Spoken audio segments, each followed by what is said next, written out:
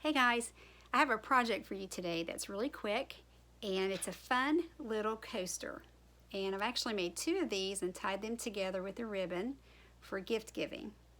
So let's go over to the craft table and see what supplies you need today to make your own little coaster.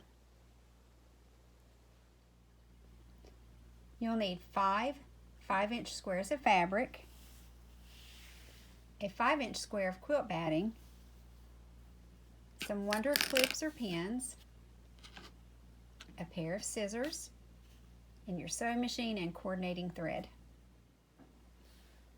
Choose one of your squares of fabric for the back of the coaster, and then iron the other 4 pieces of fabric in half. Next, you want to layer your pieces in this order. First, on the bottom is the quilt batting. Next is your bottom square, and that's going to be facing right side up. Then you're going to take the remaining 4 rectangles and we're going to layer them over top of the bottom layer, making sure that the folded edges are towards the inside. We're just going to overlap these, keeping all of those layers nice and even.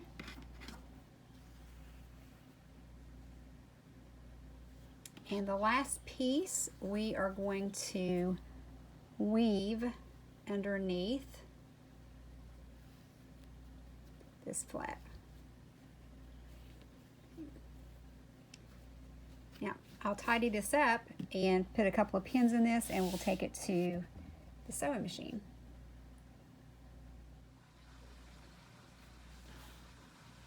So I evened up all of the layers and I put some pins in to hold everything together nice and sturdy.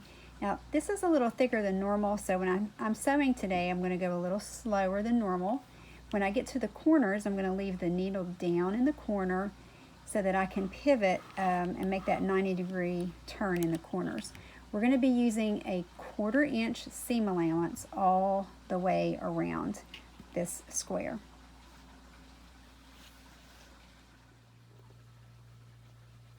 It really doesn't matter where you start sewing. I'm going to start towards the middle because sometimes it's a little easier to start sewing in the middle than it is right at a corner. And I'm going to use the edge of my presser fit today. That gets me pretty close to 1/4 inch. And I'm going to just take my time. Don't forget to backstitch when you start. And I'm going to use my hands to hold these layers together nice and secure.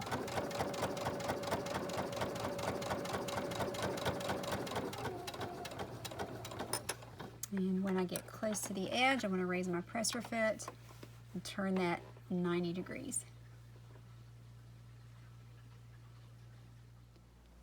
Okay, so here we have all of the 4 sides sewn down. And next, I'm going to take my scissors and I'm going to trim away some of the bulk that's in the corners so that when I turn the coaster right side out, these corners can be pushed out a little better and be nice and sharp corners. I'm going to turn the coaster right side out. And once I get it turned completely right side out, I'm going to take a chopstick and push the corners out just a little bit to give that a nice shape.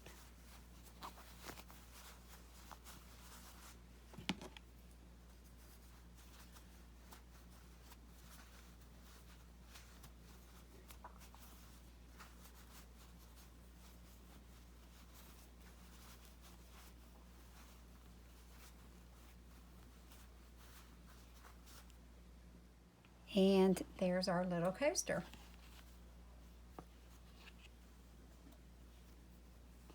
So I'll make a matching one and find some coordinating ribbon and tie those 2 together. That will make a really sweet little gift for someone. If you enjoyed this video, hit the like button and subscribe.